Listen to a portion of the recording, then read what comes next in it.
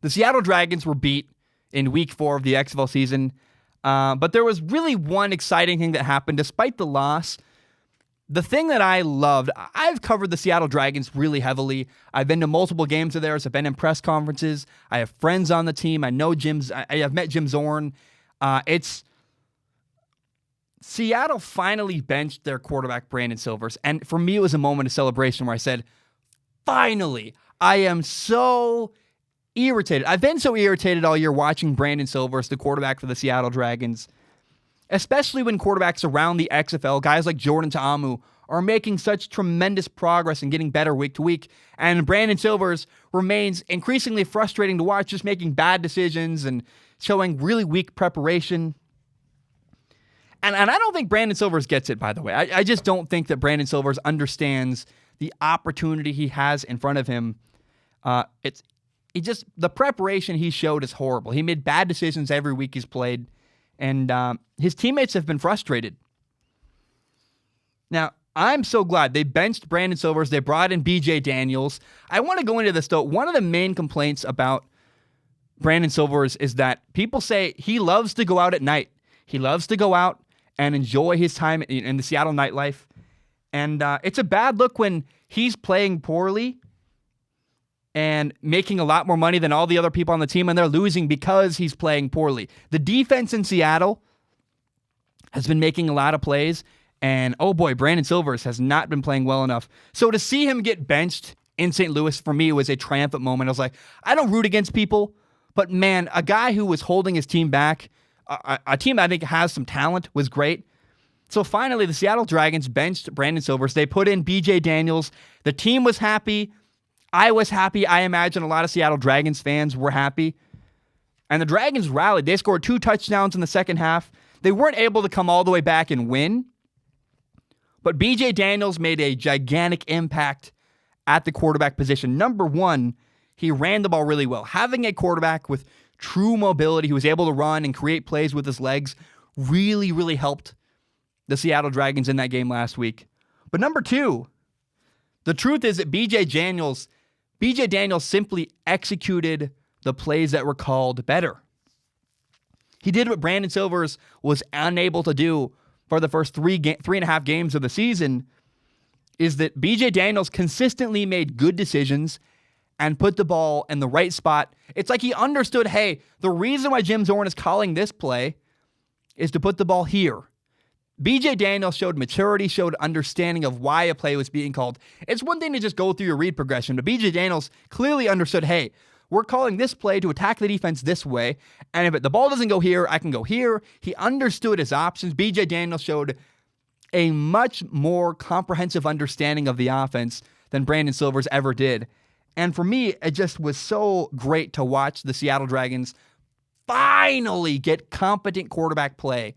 You know, all season Seattle's defense was playing great, but their quarterback was a limiting factor. And with BJ Daniels at quarterback, I think the Dragons finally have an opportunity to maybe win some games. Now, people might ask, why did it take so long for the Seattle Dragons to bench Brandon Silvers? This is a gigantic thing a lot of people don't really understand about the XFL. Is, for sure, politics were involved in the decision to let Brandon Silvers play for the first 3 weeks. And, why did it take so long to bench him? Here's why. And I don't blame Jim Zorn, the general manager, the last head coach. At the start of the season, 8 quarterbacks were chosen. These are the cream of the crop. These are the best 8 quarterbacks, and every XFL team was allocated one of those 8 quarterbacks. And the belief was, hey, we hope and we believe that these are the best 8 quarterbacks in the league. Now, sadly, it's been proven that's not entirely true all the way. But the reality is that those quarterbacks were treated a little bit differently. They get a little bit more money than everybody else on the team. They were like, hopefully, the hope was they'd be the face of the franchise. And again, that just didn't happen. And Seattle kept hoping that Brandon Silvers was going to make progress. They're like, please, Brandon, do the work. Please get better. We're waiting. And it never happened. It never came to fruition. And so the reality is that Brandon Silvers had an opportunity, and he played himself out of a job. Seattle wanted him to be the guy. They gave him opportunity after opportunity after opportunity. And Brandon Silvers could not make it happen. And again, sadly, it sounds like the narrative behind the scenes is that he did not do the work it took behind the scenes to become a franchise quarterback in Seattle. Now, there are two more things I want to mention about the Seattle Dragons. Number one is that their linebacker, Steven Johnson, is phenomenal. He should get the Defensive Player of the Year. I really, really enjoy watching him. He leads the XFL in tackles. He has 40 tackles on the season. That is 6 tackles ahead of the next guy. But it's not just tackles. Stats are a product of good play.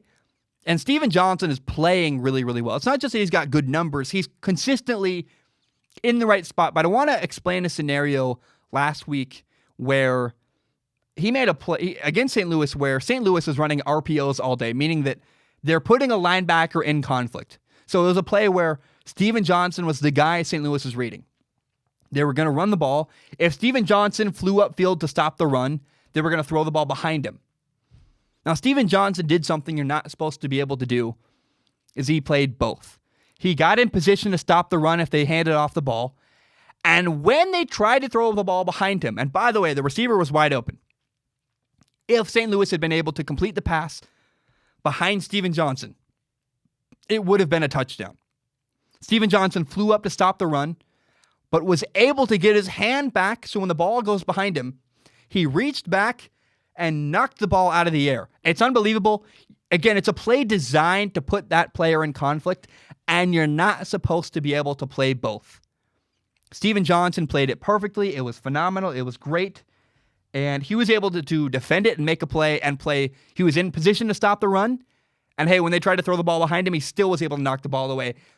That's a testament to how well prepared and how skilled Steven Johnson is. He's the Defensive Player of the Year in the XFL. He's the best linebacker in the league. He's phenomenal. He's got a great motor. He's a good leader.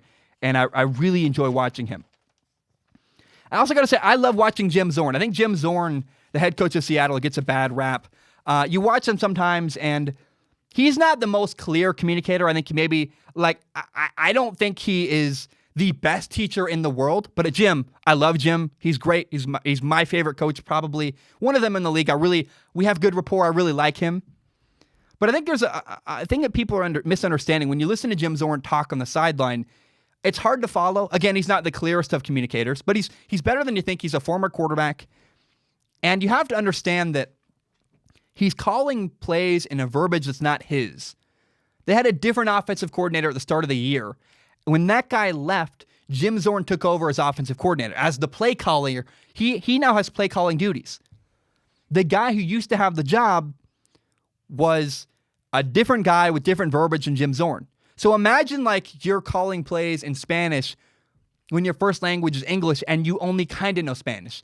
That's kind of the only way I can think to put it, is that your terminology is different than the terminology Jim Zorn's using. So sometimes people go, why does it sound like Jim Zorn is stumbling over his words? Why do we not understand? You have to understand that Jim Zorn is basically calling plays in a foreign language he's not used to, because he did a really good, wise thing, which is that to say, when the offensive coordinator left, instead of changing the verbiage to the verbiage and the words, meaning code words, for example, some people would have the same play call, but it's named different things, like banana versus spider or banana versus apple. And, if Jim Zorn calls a speed out apple, the other guy called it banana. So Jim Zorn said, hey, my players understand the verbiage of the old coach. I'm going to do my players a favor. I'm not going to change everything at last minute. We're going to remain with the verbiage the other guy had. I'm going to adapt to the team rather than forcing the team to adapt to me. Now, sometimes I believe that causes Jim Zorn to jumble his words and sound a little bit confusing from a fan perspective on the sideline when you listen to the headset, the way he calls plays. I think the players understand, and I think that it might not look or sound the prettiest, but I think that's because Jim Zorn is a good dude who tried to adapt to his team rather than being the high and mighty guy making his team adapt to him. I think it's a great thing. I think Jim Zorn I love the guy. I really enjoy the interactions we've had. I think he deserves a lot of credit as a coach. And the fact that he finally took the moment to bench Brandon Silvers, which is a hard move because they really wanted him to be the guy.